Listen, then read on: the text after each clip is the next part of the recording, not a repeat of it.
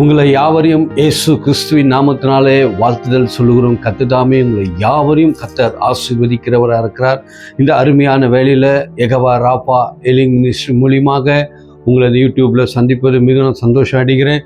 கர்த்தர் உங்களை யாவரையும் கர்த்தர் ஆசீர்வதிக்கிறவராக இருக்கிறார். இந்த வேளையில் கூட நம்மளோட தேவனுடைய வார்த்தைக்கு நம்ம கடந்து போகலாம்.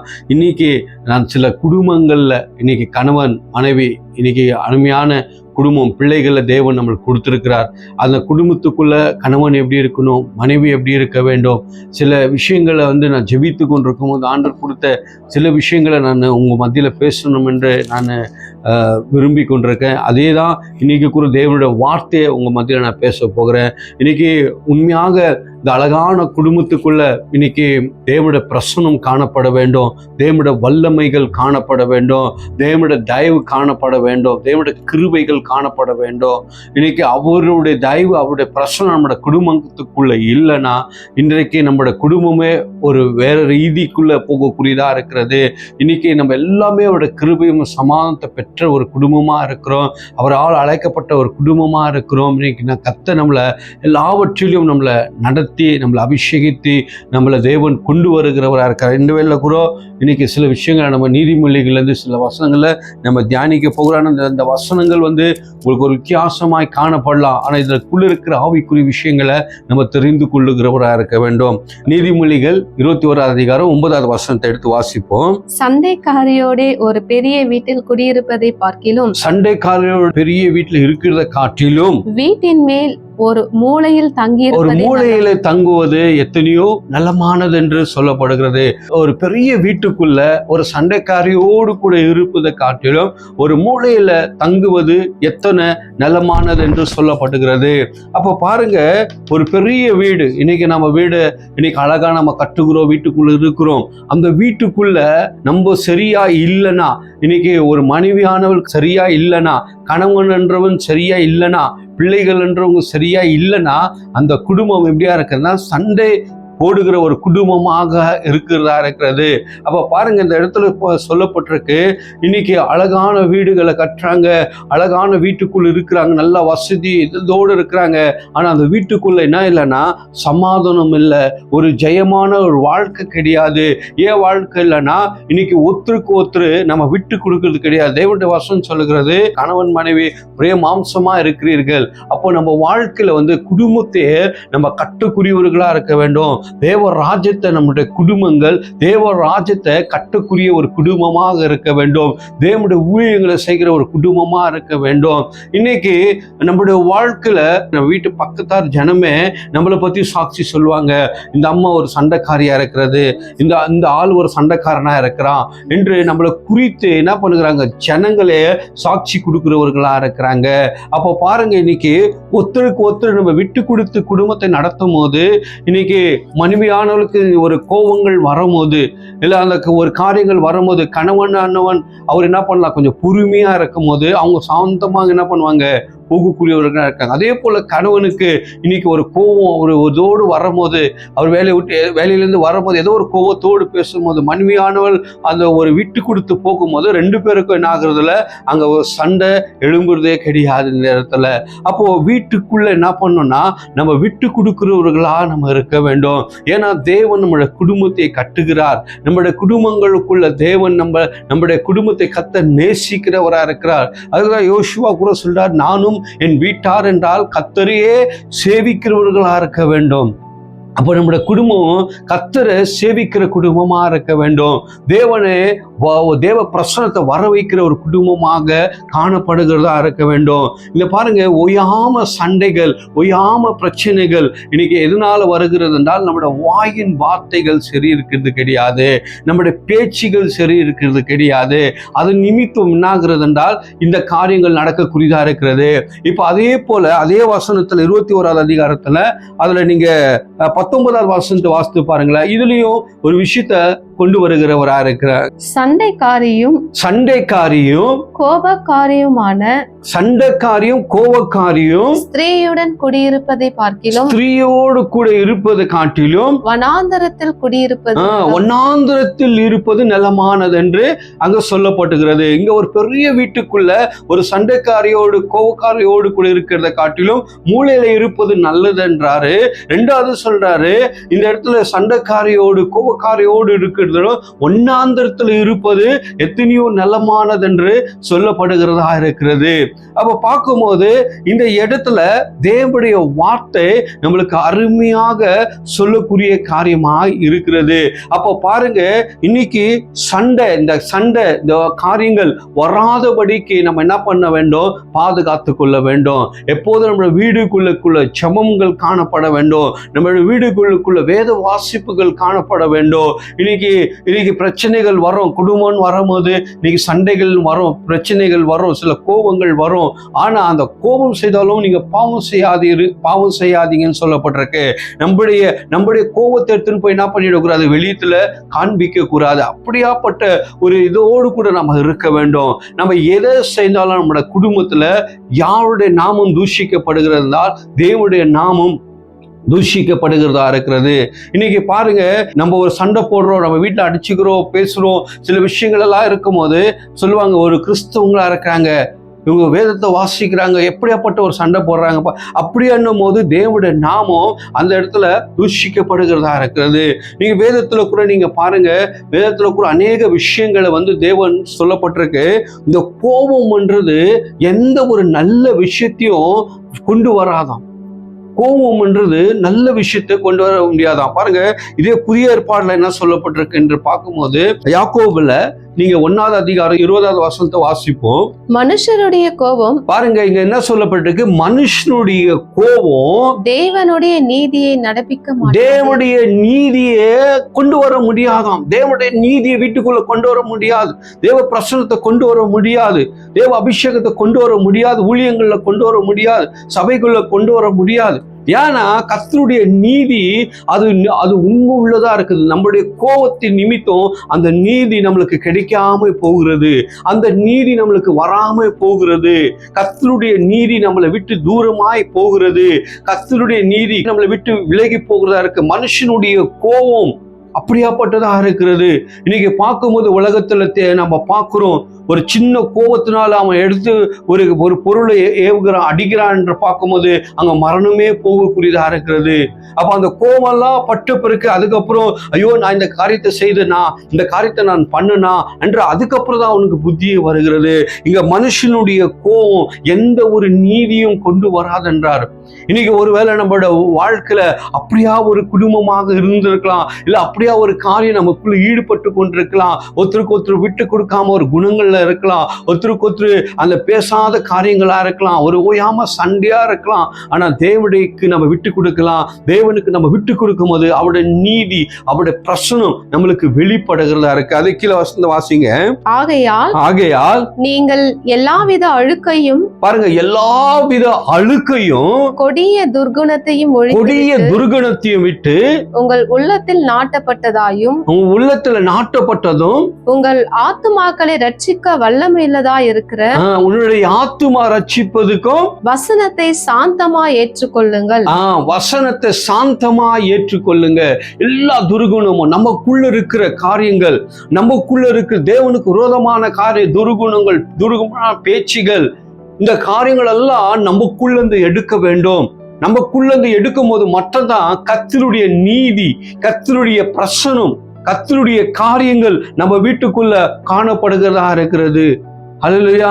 சில வீடுகள் எல்லாம் பார்க்கும்போது ஒரு வேலைகள் எல்லாம் முடிச்சுட்டு எங்கேயோ ஒரு இதுல இருந்து வரும்போது ஏன்டா அந்த வீட்டுக்குள்ள வந்தோமோன்னு இருக்கும், ஏன்டா அந்த வீட்டுக்குள்ள வந்தோமோன்னு இருக்கும். ஒரு சமாதானம் இருக்காது வீட்டுக்குள்ள. ஒரு நீதி, ஒரு ஒரு வீட்டுக்குள்ள ஏன்டா உக்காந்தோன்ற ஒரு காரியம் இருக்காது. அப்ப அங்க என்ன இல்லைன்னா தேவ பிரசனம் இல்லை, ஒரு தேவ ஜெபம் இல்லை, அப்படியே இருக்கு. அப்ப சில வீடுகள்ல போகும்போது அந்த வீட்டுல பார்க்கும்போது உண்மையா தேவ பிரசனத்தையும் தேவனுடைய காரியத்தை நம்ம பார்க்கக்கூடியவர்களா இருக்கிறோம். கர்த்தருடைய வார்த்தை நம்மளுக்கு அருமையாக சொல்லப்பட்டிருக்கு. மனுஷனுடைய கோபம் எந்த ஒரு நீதியும் எந்த ஒரு காரியத்தையும் அது உண்மையா கொண்டு வராது. அப்போ தேவனுடைய காரியத்தை நம்ம என்னைக்கு கொண்டு வருமோ அப்போதான் தேவ பிரசனம் நமக்குள்ள காணப்படுகிறதா இருக்கிறது. அதே பாருங்க, நீதிமொழிகள்ல ஒரு வசனம் சொல்லப்பட்டிருக்கு, 23வது அதிகாரம், அதுல 16வது வசனத்தை வாசிப்போம். தேவனுக்கு இந்த காரியம் மிகுந்த பிரியமா இருக்கிறது. உன் உதடுகள் செம்மையானவைகளை பேசினால், உங்களோட உதடு செம்மையானதை பேசும்போது என் உள்ளம் திரியங்கள் மகிழும். என் உள்ளம் திரியங்கள் மகிழும்.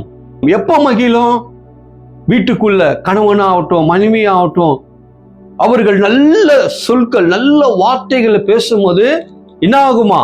நம்முடைய உள்ளம் மகிழுமா? நம்முடைய உள்ளம் என்ன ஆகுமா? நம்முடைய ஹிருதயம் இதாகுமா? ஆனா அதே நீங்க கோபமா பேசி பாருங்க, சண்டையை பேசி பாருங்க, கணவன் என்று பார்க்க முடியாது, மனைவி என்று பார்க்க அப்படியா ஒரு ஓயாம சண்டை நீ வீட்டுக்குள்ள நடக்கிறது. ஆனா இந்த சொல்லப்பட்டிருக்கு தேவனுக்கு எது பிடிக்கும்னா அந்த வார்த்தை. பாருங்க, அந்த வார்த்தையை வாசிப்பு எவ்வளவு அருமையா சொல்லப்பட்டிருக்கு. 16, உன் உதடுகள் செம்மையானவைகளை பேசினால், உன்னுடைய உதடு செம்மையானதை பேசும்போது என் உள்ளம் திரியங்கள் மகிழும். என் உள்ளம் திரியங்கள் மகிழும். ஹல்லேலூயா. அப்போ நல்ல வார்த்தை தான் தேவனை மகிழ்ச்சிக்குள்ள கொண்டு போகிறதா இருக்கிறது. தேவனுக்கு இன்னைக்கு பிடித்த காரியங்களை நம்ம செய்யும் போது, ஆனா நமக்குள்ள இருக்கிற கோபம் எந்த ஒரு நீதியும் எதை ஒன்றும் செய்ய முடியாது. ஆனா இன்னைக்கு தேவனை நம்ம சந்தோஷப்படுத்தணும் என்றால் நமக்குள்ள இருக்கிற கோபங்களை நம்ம எடுக்க வேண்டும். நமக்குள்ள இருக்கிற காரியங்களை வெளியே கொண்டு வரணுமா இருக்கணும். நான் ஒரு இடத்துல ஜெபித்து கொண்டு இருக்கும்போது ஒரு அம்மா இப்படியாக ஒரு சாட்சியை அவங்க சொல்லி நான் பகிர்ந்து கொண்டேன். அந்த இடத்துல அந்த கேள்வியை நான் கேட்டேன். ஒரு ஸ்கூலில் ஒரு 2 பிள்ளைகள் அந்த குடும்பத்துக்குள்ள, அந்த பிள்ளை அந்த ஸ்கூலுக்கு போகும்போது எல்லா பிள்ளைகளோடு கூட சண்டை வைக்குவானா, எல்லா பிள்ளைகளோடு கூட கெட்ட கெட்ட வார்த்தைகள் அவனோட வாயிலேருந்து பேசுவானா, எல்லா பிள்ளைகளையும் எட்டி காலில் ஒதிப்பானா. இப்படியாக இருக்கும்போது அவனை எவ்வளோ கண்ட்ரோல் பண்ணாலும் அவனுக்கு எது பண்ணாலும் அந்த சுபாகம் அவனுக்குள்ள அந்த சிறு பையனுக்குள்ள மாறாமல் இருந்துச்சான். அப்போ ஒரு நாள் அவனை கவுன்சிலிங் பண்ணி அவனை கூப்பிட்டு அவனை கேட்டாங்களா, ஏன் நீ இப்படி இருக்கிற, நீ ஏன் நீ படிக்காம இப்படி பண்ற, இப்படி எப்பவுமே உன் வாயில இப்படி வார்த்தைகள் வருகிறது, எப்போதும் நீ எல்லாரையும் காலில் எட்டி ஒதுக்கி கொண்டிருக்க ஏன்னு கேட்கும் போது, அப்போ அவன் சொன்ன ரிப்போர்ட் என்ன என்று பார்க்கும்போது, எங்க அப்பா அம்மா தினதோறும் எங்க அம்மா இப்படிதான் அடிக்கிறாங்க, நீ தினதோறும் எங்க அப்பா இப்படிதான் பேசுறாரு, அந்த வார்த்தை தான் நான் இங்க பேசுகிறேன் என்றான். அப்போ நினைத்து பாருங்க, அப்போ இன்னைக்கு தாய் என்ன விதைக்கிறாளோ, தகப்பன் என்ன விதைக்கிறாங்களோ அது பிள்ளைகள் அறக்கக்கூடியதா இருக்கிறது, அது பிள்ளைகள் செய்யக்கூடியதா இருக்கிறது. அப்போ பாருங்க, இன்னைக்கு நம்ம எல்லாமே நம்ம தவறுகளை நம்ம வீட்டுக்குள்ள பிள்ளைகள் மத்தியில நம்ம பேசாததெல்லாம் பேசிட்டு சண்டை போடாதெல்லாம் செஞ்சுட்டு அந்த பிள்ளையை நம்ம நல்லா வளர்க்கணும்னா பிள்ளை வளராது. ஏன்னா இன்னைக்கு என்கிட்ட இருக்கிற சுபாகம் தான் அந்த பிள்ளைக்கு வரக்கூடியதா இருக்கு, தாயிட்ட இருக்கிற சுபாகம் தான் பிள்ளைக்கு வரக்கூடியதா இருக்கிறது. இன்னைக்கு அப்படியாப்பட்ட ஒரு காரியத்தை, வீட்டை, குடும்பத்தையே நம்ம கொண்டு வருகிறா இருக்க வேண்டும். கர்த்தருக்கு ஸ்தோத்திரம், தேவனுடைய நாம மகிமை. அப்போ மகிழ்ச்சியா இருக்கணும். நம்ம பேசுகிற வார்த்தை அநேக பேருக்கு அது ஆசீர்வாதமா இருக்கணும். நம்ம பேசுகிற காரியங்கள் அநேக பேர்களுக்கு பிரயோஜனம் உள்ளதா இருக்க வேண்டும். நம்ம பேசுகிற காரியம் அநேக பேரை தேற்றக்கூடிய காரியமா இருக்க வேண்டும். நம்ம பேசக்கூடிய காரியம் தேவனுடைய ராஜ்யம் மகிழக்கூடியதா இருக்கும், தேவன் குறித்து மகிழக்கூடியதா இருக்க வேண்டும். ஆனா இன்னைக்கு நம்முடைய சில வார்த்தைகள் பார்க்கும்போது புண்படுத்துகிற வார்த்தையா இருக்கிறது, வேதனைப்படுத்துகிற வார்த்தையா இருக்கிறது. இன்னைக்கு ஒரு கென்லது புல்லட் வர போல அந்த வார்த்தைகள் இன்னைக்கு பாயக்கூடியதா இருக்கிறது. நம்ம அப்படி இருக்கக்கூடாது. அப்ப நம்முடைய வீடு எப்படி இருக்க வேண்டும்? கர்த்தருக்கு உகந்த ஒரு வீடாக காணப்பட வேண்டும். நம்முடைய பிள்ளைகளுக்கு கர்த்தருக்கு உகந்த பிள்ளைகளாக காணப்பட வேண்டும். நம்முடைய குடும்பம் கர்த்தருக்கு உகந்த ஒரு குடும்பமாக காணப்பட வேண்டும். ஹல்லேலூயா. அப்போ இன்னைக்கு இதெல்லாம் நம்ம சரிப்படுத்திக்கணும்னா, ஒன்று நமக்குள்ள இருக்கிற குறைபாடுகளை, நமக்குள்ள இருக்கிற வேறுபாடுகள், நமக்குள்ள இருக்கிற மிஸ் அண்டர்ஸ்டாண்டிங், நமக்குள்ள இருக்கிற வேறுபாடுகளை எடுத்து போடும்போது, நமக்குள்ள இருக்கிற அந்த துர்குணங்களெல்லாம் எடுத்து போடும்போது அது நம்மளை என்ன பண்ணுகிறது? அது கிளியர் பண்ணுகிறதா இருக்கு, நம்மளை சுத்தப்படுத்துகிறதா இருக்கு. பாருங்க, வேதத்துல கூட ஆதாம் ஏவாள கர்த்தர் உண்டாக்கினார், பழுகும் பெருகவும் எல்லா காரியத்தையும் அவர்களுக்கு வைத்து போனார். அந்த குடும்பம் அழகான ஒரு குடும்பத்தை கர்த்தர் ஏற்படுத்தினார். அந்த குடும்பத்துல 2 பேரை வைத்து மிருகங்கள் எல்லாத்தையும் அழுகும் பெருகவும் அவர்கள் அங்க வைத்தவரா இருக்கிறாங்க. அந்த இடத்துல பார்க்கும்போது ஏவாளானவள் வஞ்சிக்கப்பட்டவளா இருக்கிறாள். அவள் தான் முதலாவது அந்த பழத்தை அவள் புசித்து சாப்பிட்டவளா இருக்கிறாள். கர்த்தருடைய வாட்டி மீறி அந்த இடத்துல அவள் சாப்பிட்டவரா இருக்கார். அந்த இடத்துல பார்க்கும்போது ஏவாளை ஆண்டவர் கூப்பிடல, ஆதாமே ஆதாமே என்று கூப்பிடுகிறார். ஏன்னா இன்னைக்கு வீட்டுக்குள்ள அவர் தான் ஒரு எஜமானனா இருக்கிறார்.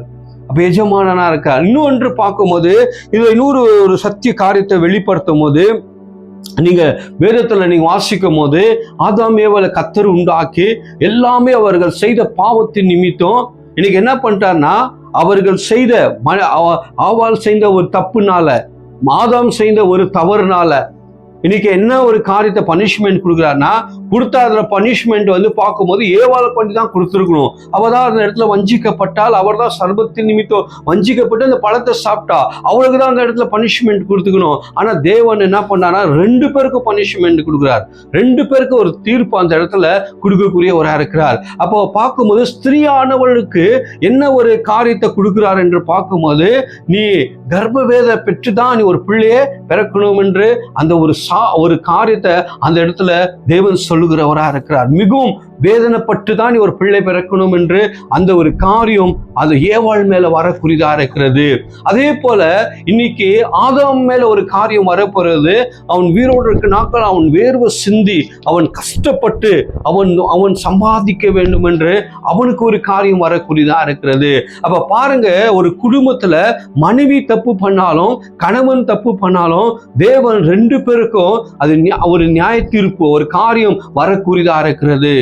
இன்னைக்கு அப்ப பார்க்கும்போது அந்த குடும்பம்ன்றது எவ்வளவு ஒரு இதா இருக்கிறது, அந்த குடும்பத்தை எவ்வளவு ஒரு நேசிக்கிறவரா இருக்கார். அதே போல வேதத்துல கூட பார்க்கும்போது இன்னைக்கு அனனியா சப்பரியா 2 பேரையும் என்ன பண்ண ரட்சிக்கப்பட்டு ஆண்டவருக்குள்ள இருந்தவர்கள் சொந்த நிலத்தையும் கிரயத்தை விற்கிறாங்க. அதுலயும் 2 கணவன் மனைவிகள் 2 பேரும் என்ன பண்றாங்க, ஒரு தீர்மானத்தை ஒரு தவறு செய்யறாங்க. அதுல 2 பேருக்கும் அதுல பனிஷ்மெண்ட் உண்டு. அல்லேலூயா. யாரும் தேவனுடைய வார்த்தையில தப்பித்து கொள்ள முடியாது. அவ பார்க்கும்போது மனைவி செத்தது கணவனுக்கு தெரியாது, கணவன் செத்தது மனைவிக்கு தெரியாம ஒரு காரியம் காணப்படுகிறதா இருக்கு. இதெல்லாம் எதுல நடக்கிறது பார்க்கும்போது நம்மளோட குடும்பங்களுக்குள்ள நடக்கிறதா இருக்கிறது. அல்லேலூயா. இன்னைக்கு நம்ம ஒருத்தருக்கு ஒருத்தர் மேல குறைகளை சொல்லி கொண்டுதான் நம்ம வாழுகிறோம். ஏன் நீ பார்த்த கூடாதா, நீ பண்ண. அப்போ நம்ம 2 பேரும், அதுதான் சொல்லுது, கணவன் மனைவி ஒரே மாம்சமா இருக்கிறார்கள், அவர்கள் கீழ்ப்படிந்து இருக்க வேண்டும். அப்போ தேவனுக்கு கீழ்ப்படிந்து இருப்பதே தேவனுக்கு மிகவும் பிரியமுள்ளது என்று சொல்லப்பட்டிருக்கிறது வேதவசனம். அப்போ பார்க்கும்போது இன்னைக்கு குடும்பங்கள் தேவன் மிகவும் நேசிக்கிறவரா இருக்கிறார். குடும்பங்களுக்குள்ள தேவன் நம்மளை கொண்டு தேவன் வல்லமையான காரியங்களை செய்ய விரும்புகிறார்.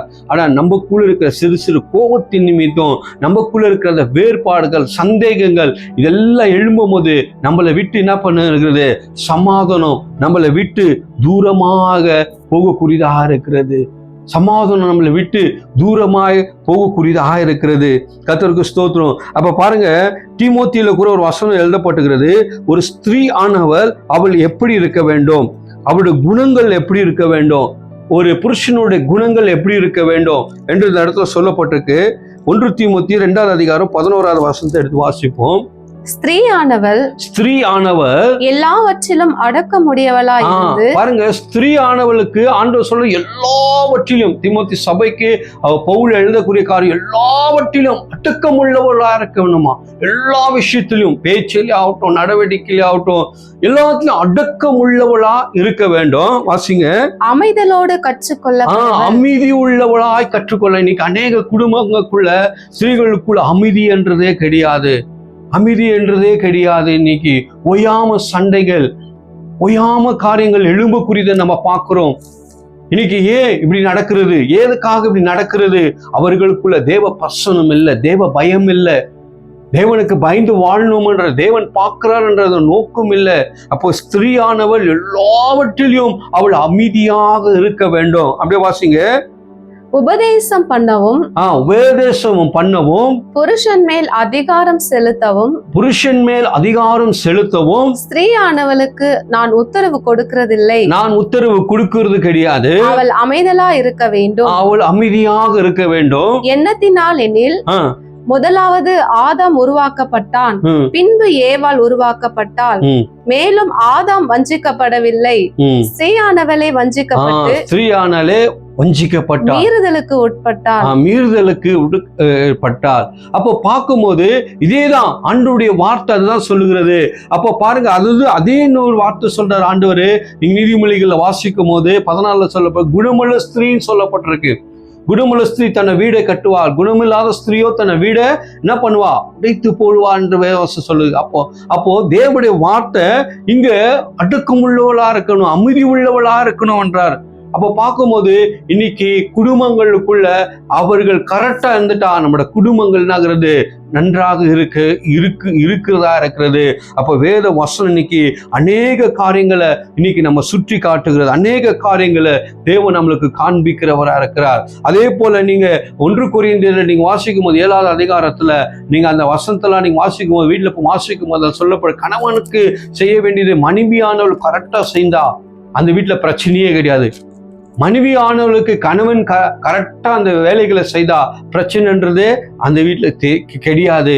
அப்ப அந்த இடத்துல கூட சொல்லப்பட்டிருக்க வார்த்தைகள், நீங்க உபாசத்தோடு ஜபத்தோடு விட்டு வேற எதுலையும் பிரிந்து கொஞ்ச நாள் இருங்கன்றார். ஜபத்தோட உபாசத்தோடு தான் நம்ம பிரிந்து இருக்கணும். ஏன்னா சும்மா ஓயாம சண்டை போட்டு மாமியார் வீட்டுல போய் இருந்துட்டு இந்த மாதிரி ஒரு பிரச்சனையோடு வீடு நம்ம வளரக்கூடாது. கஷ்டமோ நஷ்டமோ நீங்க ஒரு குடும்பத்தை கர்த்தர் கொடுத்தாரோ அந்த குடும்பத்தை நடத்தி கொண்டு, அந்த குடும்பத்துல பிள்ளைகளை கொடுத்தாரோ பிள்ளைகளை நடத்தி கொண்டு அருமையாக தேவட வார்த்தைக்குள்ள, தேவ பிரசனத்துக்குள்ள, சபைகளுக்குள்ள நம்ம போகக்கூடியவர்களா இருக்கணும். நம்ம படுற கோபத்தின் நிமித்தம் எத்தனை குடும்பங்கள் உடைக்கப்படுகிறது, எத்தனுடைய வாழ்க்கைகள் உடைக்கப்படுகிறது, எத்தனை சபைகள் உடைக்கப்படுகிறது. தேசங்களுக்குள்ள சமாதானம் இல்லை. நம்ம பேசுகிற வார்த்தையினால நீங்க அந்த வார்த்தை தேவனுக்கு உகந்ததா இருக்க வேண்டும். நம்முடைய நாவின் சொற்கள் எல்லாம் தேவனுக்கு உகந்த காரியமா இருக்க வேண்டும். கர்த்தருக்கு ஸ்தோத்திரம். தேவனுடைய நாமம் மகிமைப்படுகிறதா இருக்கு. நம்ம குடும்பத்தை நேசிக்கிறவர், குடும்பத்தை கட்டக்கூடிய ஒரு அருமையான தேவன் நம்மளோடு கூட இருக்கிறார். இன்னைக்கு அதுதான் தேவனுடைய வார்த்தை நம்மளுக்கு சொல்லுகிறது. ஹல்லேலூயா. அப்போ ஒரு பெரிய ஒரு வீட்டுக்குள்ள சண்டைக்காரியோட கோபக்காரோடு இருப்பதோட ஒரு மூலையில இருப்பது நலமானது என்றாரு. அன்றைய ஒரு கோபக்காரியோட சண்டைக்காரியோடு இருப்பதோடு ஒரு ஒன்னாந்திரத்துல வாழ்வது எத்தனையோ நலமானது என்றார். அப்ப பாருங்க, அப்ப குடும்பம்ன்றது, நீங்க குடும்பத்துல கணவன் சரியில்லைன்னா, மனைவி சரியில்லைன்னா அந்த குடும்பமே குடும்பமா இருக்காது. அது ஒரு ஒன்னாந்திரத்தின் ஒரு வாழ்க்கையா காணப்பட வேண்டும். அது ஒரு வாழ்க்கை இருளணிந்த ஒரு குடும்பமாக காணப்படுகிறதா இருக்கிறது. நம்மளை கர்த்தர் அப்படி விடமாட்டார். சில விஷயங்களை கர்த்தருக்குள்ள சரிப்படுத்திக்கிறவர்களா நம்ம இருக்க வேண்டும். கர்த்ததாமே இந்த வார்த்தைகளை கர்த்தர் ஆசீர்வதிக்கிறவராக இருக்கார். கண்களை மூடி நாம் செபிப்போம். அன்பின் தேவனே ஸ்தோத்திரிக்கிறோம்ப்பா. எங்களை இதுவரைக்கும் எங்களுக்கு அழகான ஒரு குடும்பத்தையும் பிள்ளைகள் எல்லாம் கொடுத்து எங்களை நேசிக்கிறீர் ஆண்டவரே. உமக்கு நன்றி ஆண்டவரே. ஒருவேளை எங்களோட குடும்பங்களுக்குள்ள விரோதமாக ஆண்டவரே துர்குணங்கள், வேற காரியங்கள் நமக்குள்ள இருந்த எல்லாமே எடுத்து போடுங்க ஆண்டவரே.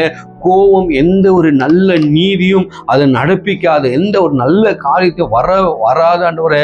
எல்லா கோபத்திலிருந்து எங்களை விலக்கி பாதுகாத்து கொள்ளுங்க ராஜா. தூய கரத்துலப்பா அந்த வேத வசனத்தை நீ கொடுத்த வார்த்தையும் கர்த்ததாமே ஆசீர்வதிக்க முடியாது நான் செபிக்கிறேன்.